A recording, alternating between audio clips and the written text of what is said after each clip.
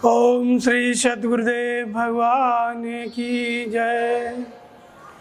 गुरुर्ब्रह्मा गुरुर्विष्णु गुरुर्देवो महेश्वर गुरुर्साक्षात् परम ब्रह्म तस्मै श्री गुरुवे नमः। ओम श्री सद्गुरुदेव भगवान की जय। आज महर्षि पतंजलि का योग दर्शन है, उसके 9 विघ्न हैं। जब सब कुछ हम समझ लेते हैं, कैसे भजन करना है, कैसे साधना करनी है, इसके बाद जब हमारा मन नहीं लगता है तो उस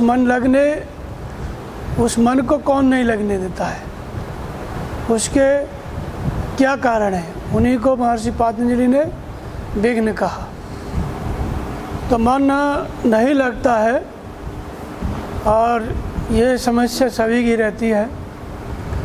साधना समझ लेते हैं, समझने के बाद हमारे मन को कौन नहीं लगने देता है, कौन कौन से कारण हैं जिनसे मन उचट जाता है, उसी को महर्षि पतंजलि ने अंतराय कहा। उसी अंतराय का एक नाम है विघ्न। 9 विघ्न: व्याध, स्त्यान, संशय, प्रमाद, आलस्य, अविरति, भ्रांति दर्शन, अलब्ध, भूमकत्व, अनवस्थितत्वान। ये 9 चित्त के विक्षेप हैं। इनकी वजह से हमारा मन नहीं लगता है। सबसे पहला है व्याधि। व्याधि को आप जानते ही होंगे, रोग। शरीर में जब कोई रोग हो जाता है तो हमारा चित्त उससे प्रभावित होने लगता है। हमारे शरीर में कहीं भी फोड़ा हो जाए तो बार बार मन उसी फोड़े पे जाएगा। कांटा लग जाए तो मन उसी कांटे पे जाएगा। ऐसे कोई भी बीमारी शरीर में हो गई, जुकाम हो गया, बुखार हो गया, मलेरिया, टाइफाइड या और भी कोई जो भी व्याधि शरीर में हुई कि मन उचट के सीधा उसी पे जाता है, तो जो नाम जपना है, ध्यान करना है, उसको भूल जाता है और फिर शरीर का ही चिंतन करने लगता है। इसका नाम व्याधि है। व्याधि इसको कहते हैं।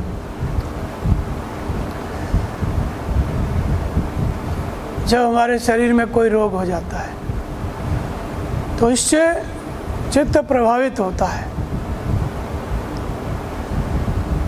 इसके लिए नियमित व्यायाम, परिश्रम ये करना ज़रूरी है।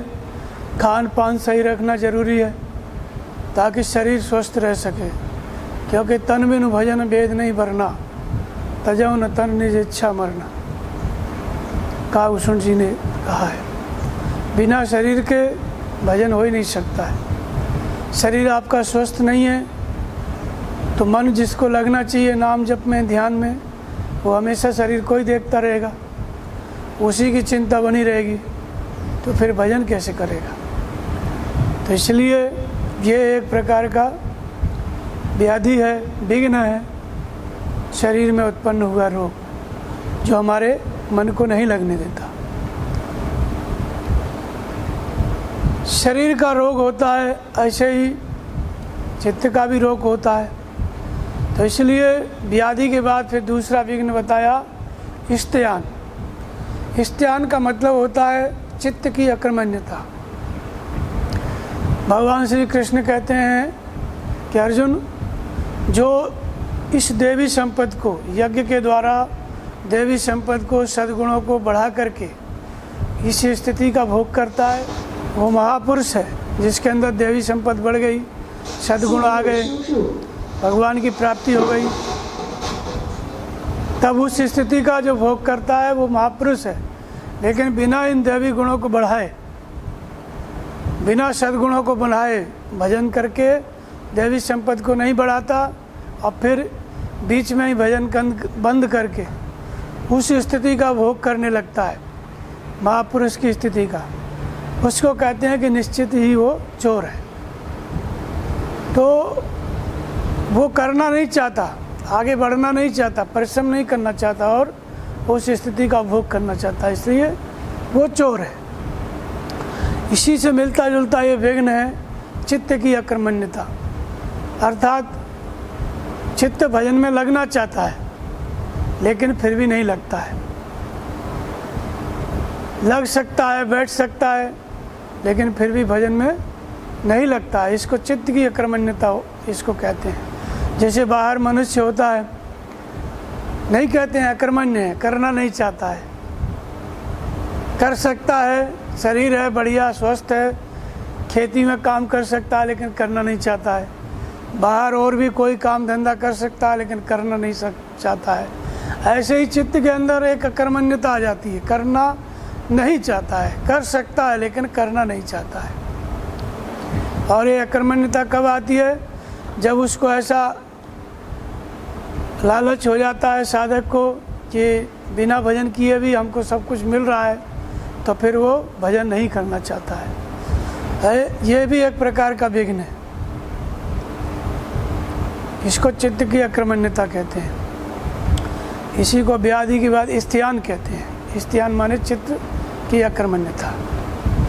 अब तीसरा है संशय। संशय बहुत बड़ा विघ्न होता है। संशय आत्मा विनश्यति, संशय उत्पन्न हो गया तो आत्मा अधोगति में चली जाती है। भगवान शंकर से पार्वती ने पूछा राम कौन है? जौ नृपतन है तो ब्रह्म किमें। पहले सती जी ने पूछा कि राम राजा का लड़का है या भगवान है? तो भगवान शंकर ने कहा कि नहीं, ये भगवान है, मेरा इष्ट है। तो सती जी को संशय हो गया। उन्होंने देखा कि कैसा परमात्मा है, अपनी स्त्री के पीछे बिलख रहा है, उसके विरह में रो रहा है, पेड़ों से पूछ रहा है। जब भगवान राम सीता के खोज में चलते हैं, हे खग मृग हे मधुकर श्रेणी, तुम देखी सीता मृग नैनी। उस स्थिति को सती जी ने देखा, शंकर जी ने भी देखा, लेकिन उन्होंने प्रणाम किया, मन ही मन प्रणाम कर लिया। तो सती जी के मन में संशय हो गया कि शंकर जगत बंद जगदीशा, सुर नर मुनि सब नावें सीसा, तेने नृपसुतें कीन परिणामा, कई सच्चिदानंद परिधामा। एक राजा के लड़के को प्रणाम किया और भगवान शंकर ने कहा कि मेरे इष्ट हैं, मेरे भगवान हैं। सती ने कहा कि नहीं। फिर सती जी गई परीक्षा लेने के लिए। जब परीक्षा लेने गई तो उनका संशय दूर हो गया। भगवान ने अपनी महिमा दिखाई, जहाँ भी दृष्टि पड़े उधर से ही राम लक्ष्मण सीता आ रहे हैं, आगे पीछे दाएं बाएं, फिर नैन मूंद आंखें बंद करके जब बैठी भजन में तो अंदर सब कुछ दिखाई पड़ने लगा। तो विश्वास हो गया कि नहीं भगवान है, मैंने संशय किया। तो उस संशय के कारण उनको फिर एक जन्म और लेना पड़ा। उस जन्म में भगवान की प्राप्ति नहीं हुई। तो संशय आत्मा विनश्यति, संशय से आत्मा नीचे की तरफ चली जाती है, उसका पतन होने लगता है। फिर पार्वती आई, पार्वती बन के आई वही सती जी। फिर उनका वही प्रश्न था, जो नृपतन तो ब्रह्म की मीनार विरह मत भूर, राम कौन है? मनुष्य है कि परमात्मा है? उसके बाद शंकर जी ने फिर कहा कि ऐसा जो मन में भी ले आता है, अस संशय आनत उर्माई, ज्ञान में विराग सकल गुण जाए। ज्ञान वैराग्य सब चला जाता है अगर ऐसा विश्वास, ऐसा मन में भ्रम हो गया, संशय हो गया कि राम कौन है, परमात्मा है कि राजा का लड़का है। तो संशय का मतलब होता है अपनी शक्ति में, साधना में संशय हो जाना, या साधना के फल में संशय हो जाना। फल है परमात्मा, परमात्मा भगवान कुछ बता रहे हैं, उनमें संशय हो गया, उनके बताने में नहीं समझ पा रहा है साधक। या अपनी शक्ति में संशय हो गया कि मैं भगवान को प्राप्त कर पाऊंगा कि नहीं कर पाऊंगा, मन रुकेगा कि नहीं रुकेगा।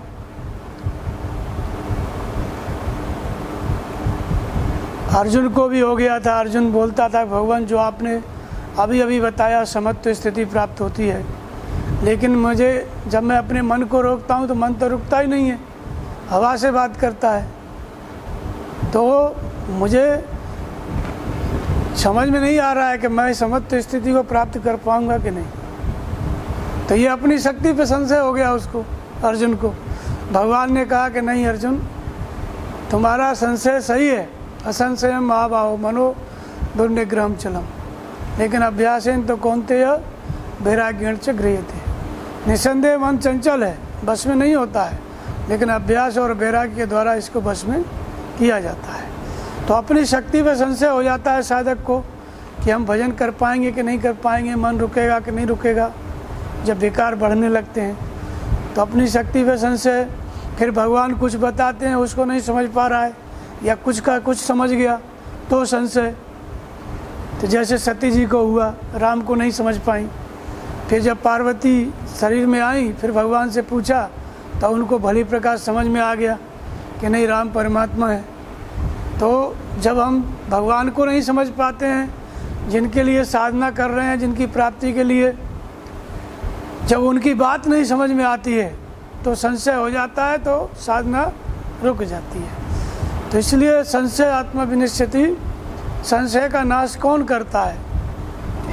ज्ञानासन आत्मना, ज्ञान रूपी तलवार से संशय रूपी शत्रु को मार, भगवान कृष्ण कहते हैं अर्जुन को। तो ज्ञान उदय जी में संशय नहीं, रामायण में भी आया है।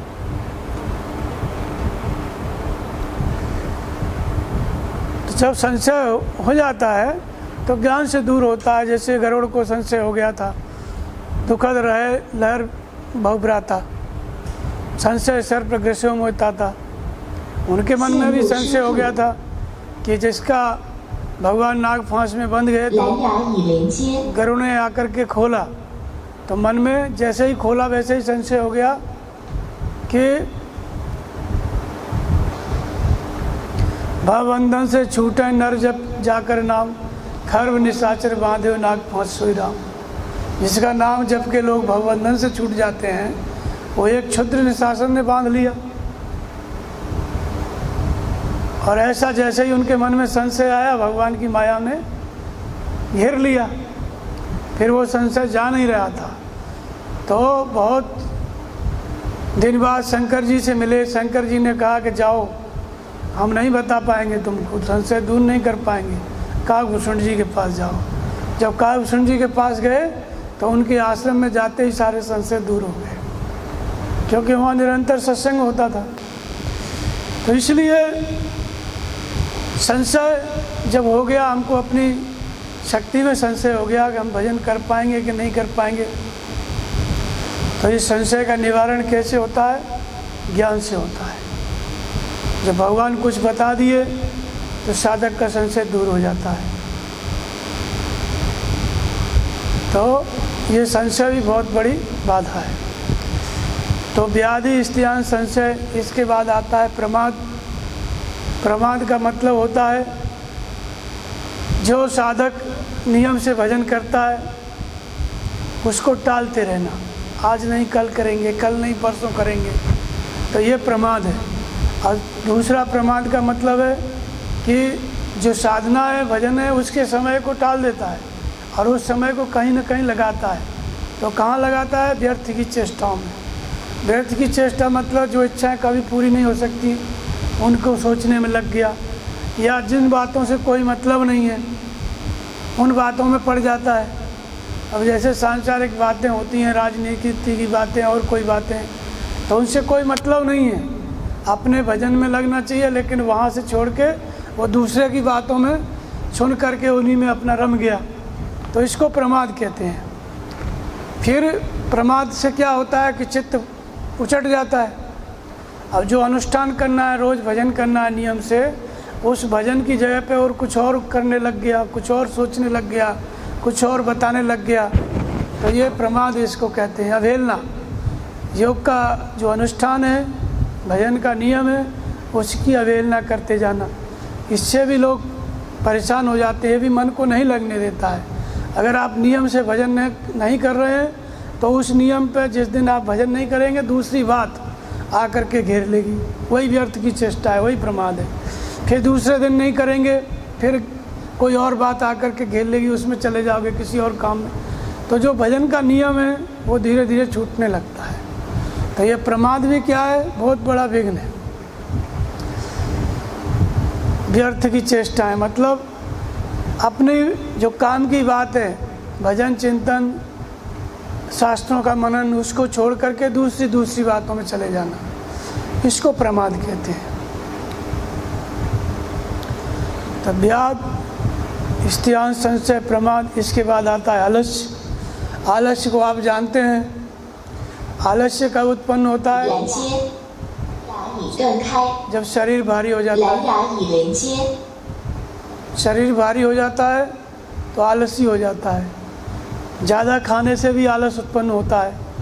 इसलिए साधक को भोजन भी नियमित, जितना उसको आवश्यक है शरीर के लिए उतना भोजन। जब भोजन कम करेगा तो आराम से बैठ सकता है, साधना कर सकता है। अधिक खा लेगा तो फिर सोना पड़ेगा, आलस घेर लेगा। तो आलस्य और निद्रा ये क्या है? साधना की बाधाएं। तो इसलिए आलस्य साधक की साधना में बहुत बड़ा रुकावट है। और ये आलस्य क्या है? बहुत खाने से या कोई ऐसी चीज़ खा गए जिससे नींद बहुत आती है, इससे उत्पन्न होता है।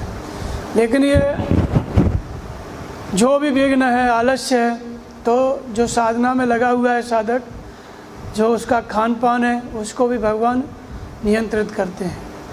जो भी वस्तु खाने लायक होती है उसके लिए संकेत रहता है कि इसको खाना है, और जो नहीं खाने लायक है उसके लिए रहता है कि नहीं खाना है। तो भगवान की बात पे अगर ध्यान देता है तो इस आलस्य से बच जाता है भगवान के निर्देशन से। ये सभी विघ्नों से बचने का वही उपाय है। भगवान का निर्देशन पकड़ रहा है साधक तो सभी विघ्नों से बच सकता है। तो व्याध, स्त्यांश, संशय, प्रमाद, आलस्य। आलस्य आ जाता है। आलस्य के बाद जब आलस्य से कैसे छूटता है? खान पान अपना सही करे। इसके बाद भगवान का जो निर्देशन है, सद्गुरु की आज्ञा है, उसको समझे, ये धीरे धीरे आलस्य से निकल जाता है, अपना नियम पक्का कर लेता है। आलस्य के बाद आता है अविरति। अविरति का मतलब होता है वैराग्य में कमी। वैराग्य में कमी कब हो जाती है? जब किसी विषय में मन लग जाता है, सांसारिक विषय में, तो वही अच्छा लगने लगता है। फिर उसको वैराग्य छोटा होने लगता है और उन्हीं में प्रेम हो जाता है, सांसारिक विषयों में। तो फिर सोचिए, जति प्रपंच रत विगत विवेक विराग। वह सन्यासी सोचने योग्य है जो इतना फंस गया कि अपना वैराग्य भूल गया और उसके बाद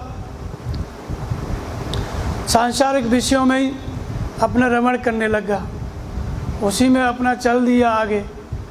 तो जैसे बहुत से लोग होते हैं, साधु बन गए, भजन करने के लिए निकले, घर द्वार छोड़ा, इसके बाद कोई स्कूल बनवाने लग गया, कोई अस्पताल बनवाने लग गया, कोई कुछ और समाज की सेवा करने लग गया, जबकि उसका काम क्या था? भजन करना। वो चीज़ नहीं हो पाई, बाकी दूसरी चीज़ों में लग गया। तो धीरे धीरे वैराग्य कम पड़ता जाता है, कमज़ोर होता जाता है। क्योंकि बाहर किसी भी काम में आप मन लगाओगे तो उसी में राग हो जाएगा। तो वैराग्य किसके लिए हुआ? भगवान की प्राप्ति के लिए। लेकिन संसार में कुछ पाने के लिए चल दिया तो वैराग्य कमज़ोर हो जाता है। तो इसको कहते हैं अविरति। ये भी एक प्रकार का विघ्न है। फिर बोलता है कि मन नहीं लग रहा है, तो मन जब दूसरी जगह लग गया तो इसमें कैसे लगेगा?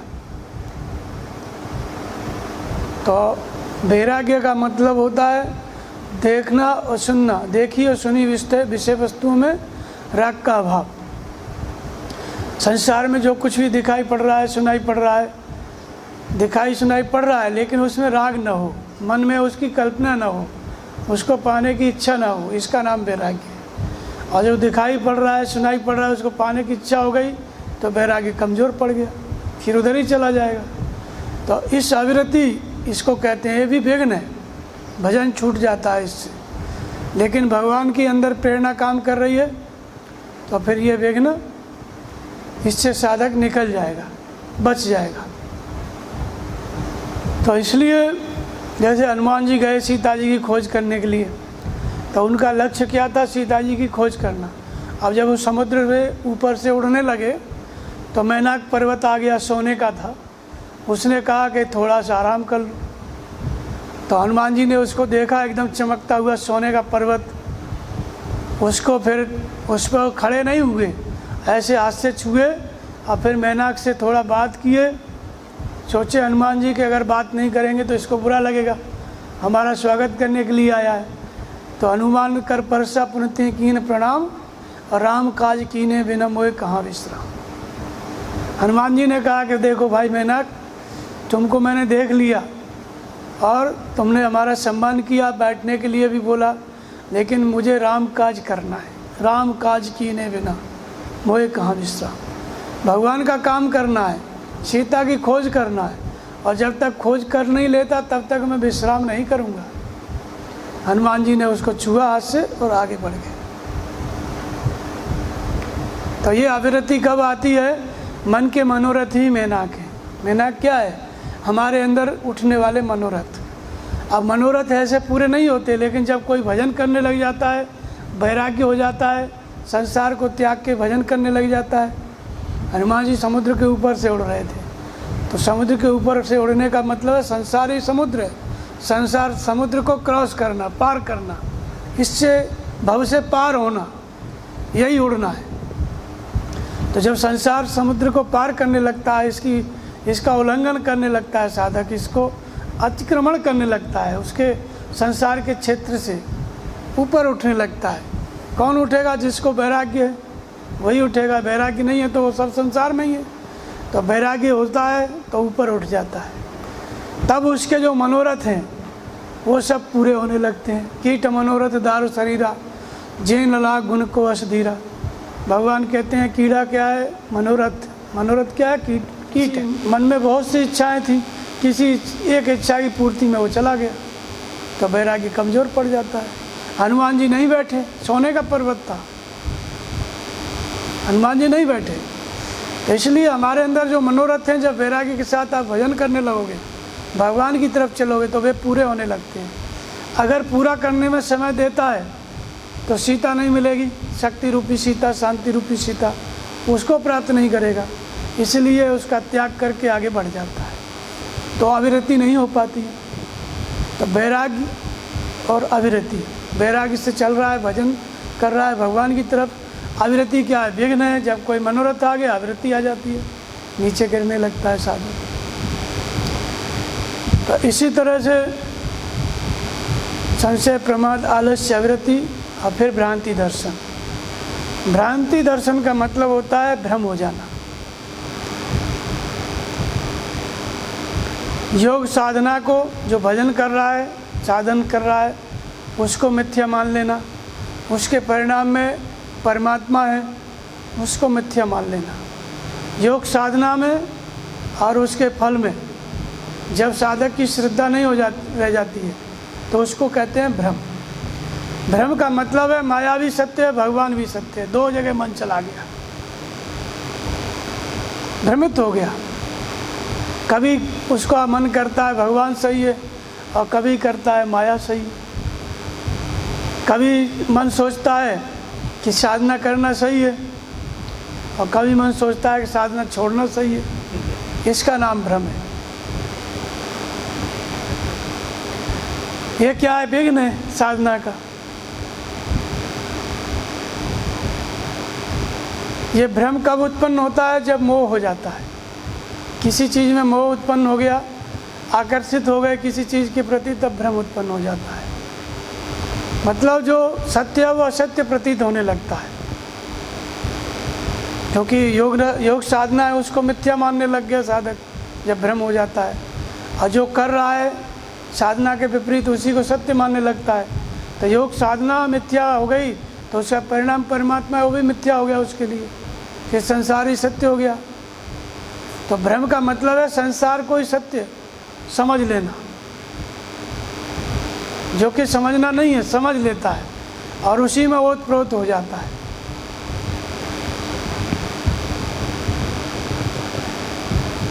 जब सीता जी का अपहरण किया रावण ने सीता जी का अपहरण किया, और इसके बाद जब वो लेके चला जा रहा था तो उस बीच में जटायु थे। जटायु ने कहा कि हम इसको बचाएंगे। अब वो बचाने के लिए चला जटायु ऊपर ऊपर। फिर रावण ने अनुमान किया कि यह है कौन, कि मैनाक की खगपति होई और मम वल जान सहित पथ सोई। पहले जब रावण अनुमान कर रहा था ये मैनाक पर्वत है या गरुड़ है, लेकिन ये दोनों तो मेरे बल को जानते हैं, ये मुझ पर आक्रमण नहीं करेंगे। फिर देखा जब नज़दीक आ गया जटायु, तब देखा रे हंसा रावण, जाना जरठ जटायु ये आ मन कर तीरथ छाड़े से देहा। देखा ये तो बुढ़ा जटायु है, इसके लिए तो मेरी भुजाएं तीर्थ हैं, इसी में मर जाएगा। और फिर रावण ने उसका पंख, जटायु का पंख काटा, इसके बाद वो मर गया।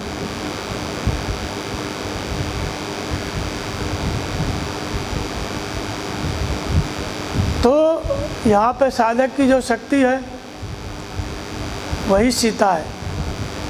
जब शक्ति मोह में चली जाती है, कहीं आकर्षित हो जाता है साधक और उसी का चिंतन करने लगता है, भजन छोड़ करके जिस चीज़ में हमारा मन लग गया, समझो वो शक्ति रूपी सीता रावण के पास चली गई। रावण मतलब मोह।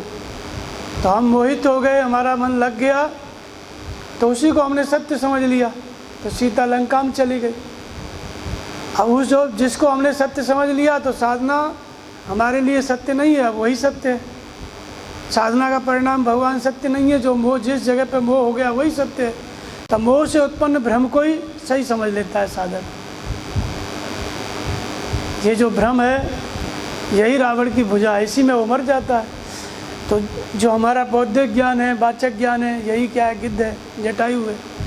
तो वाचक ज्ञान मैं ब्रह्म हूँ, सत्य हूँ, आत्मा हूँ, ऐसा कहता है, लेकिन ऐसा होता तो है नहीं, तो उससे वो बच नहीं पाता है, अंत में शरीर छूट जाता है। तो भ्रमित हो जाता है साधक, जब किसी जगह आकर्षित हो जाता है तो भ्रम हो जाता है, फिर उसको अपनी शक्ति पर संदेह हो जाता है। जो अपनी शक्ति को, अपने साधन को, भजन को मिथ्या मानने लगता है, परिणाम को ही मिथ्या मानने लगता है, कि जिसमें उसका मन लग गया उसी को सही मानने लगता है। इसको कहते हैं भ्रांति दर्शन।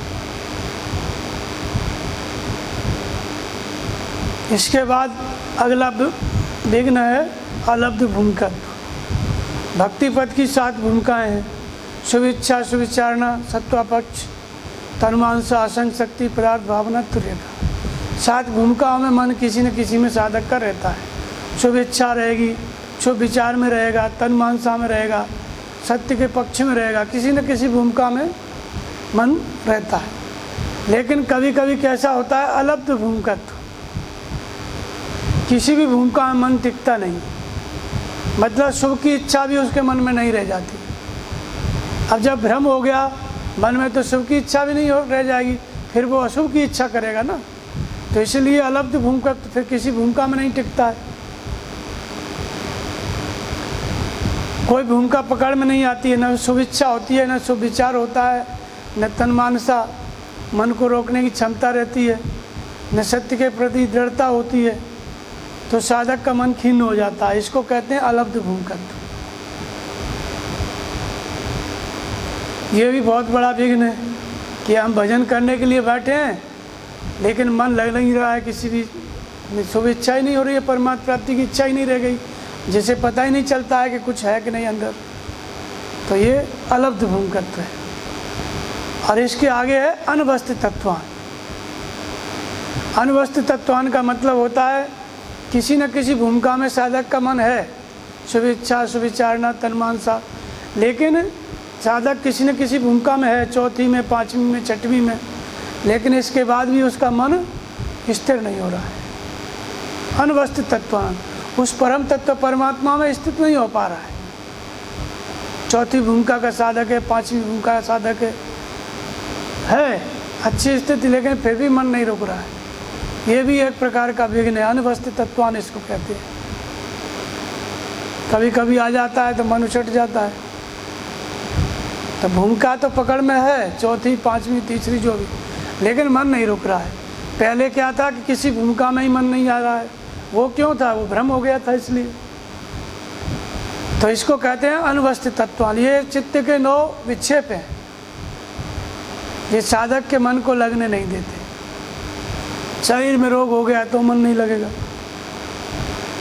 चित्त कर्मण्य हो गया, करना नहीं चाहता है, जान रहा है कर सकता है भजन लेकिन नहीं कर रहा है, ये भी एक प्रकार का विघ्न है। इन सभी विघ्नों को दूर किससे किया जाता है?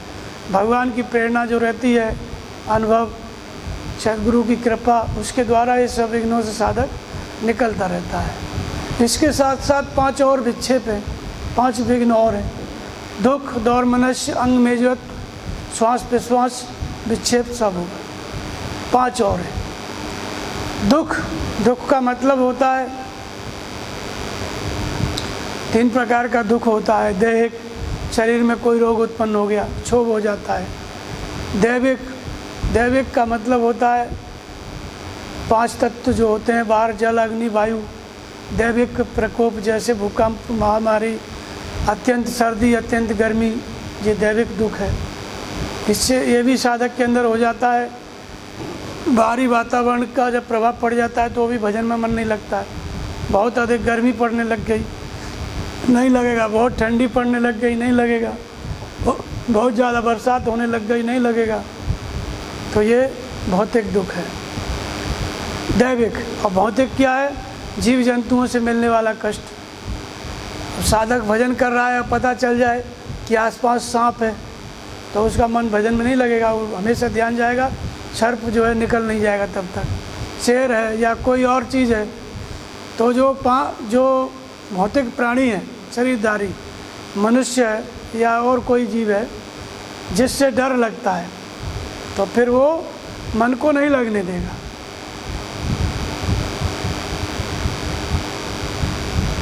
कोई जीव जंतु है आश्रम में तो मन नहीं लगेगा, हमेशा उधर ही ध्यान जाएगा। तो ये एक प्रकार का, इनसे भी दुख होता है। 3 प्रकार का दुख है। दौर मनुष्य मतलब मन का क्षोभ, हमारी इच्छा कुछ है और वो कुछ और जा रहा है। इच्छा के विरुद्ध दिनचर्या में कुछ न कुछ घट जाना, इसको दौर मनुष्य कहते हैं। मन में क्षोभ उत्पन्न हो जाना। अब जैसे कोई नियम रहता है साधक का अपना रहन सहन का, और उसकी इच्छा रहती है मुझको ऐसे रहना है, और उसके विपरीत कुछ होने लग गया तो मन नहीं लगेगा। थोड़ा भी उसके नियम में खलबली आ गई तो वो भजन नहीं कर पाएगा, फिर हमेशा ध्यान उधर ही जाएगा, इसने ऐसा क्यों किया, इसने ऐसा क्यों किया।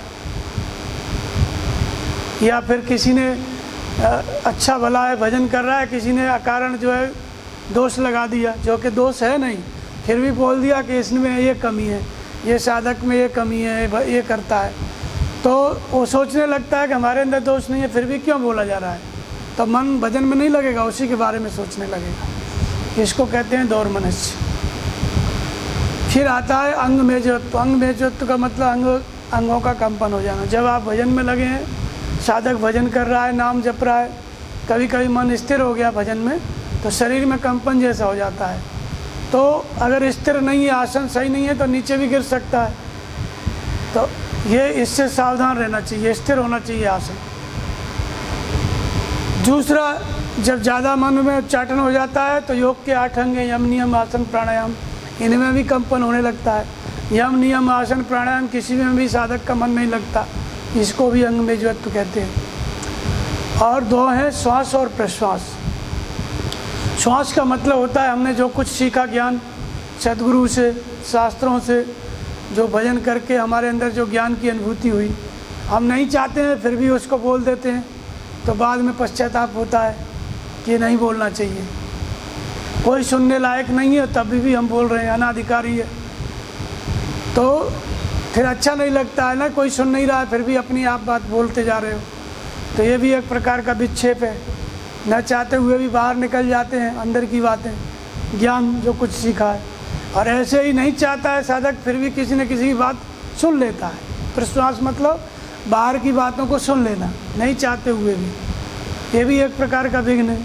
वो नहीं चाहता है फिर भी कोई कुछ बोल रहा है, ज़बरदस्ती सुनना पड़ रहा है, तो उसको क्या है, अपने मन को भजन में लगाना है, और वो आदमी अपना बात कर रहा है, करते ही चला जा रहा है, तो दूसरे के द्वारा जो नहीं चाहते हुए भी वो बातें जब अंदर प्रवेश करने लगती हैं तो इसको प्रश्वास विक्षेप कहते हैं।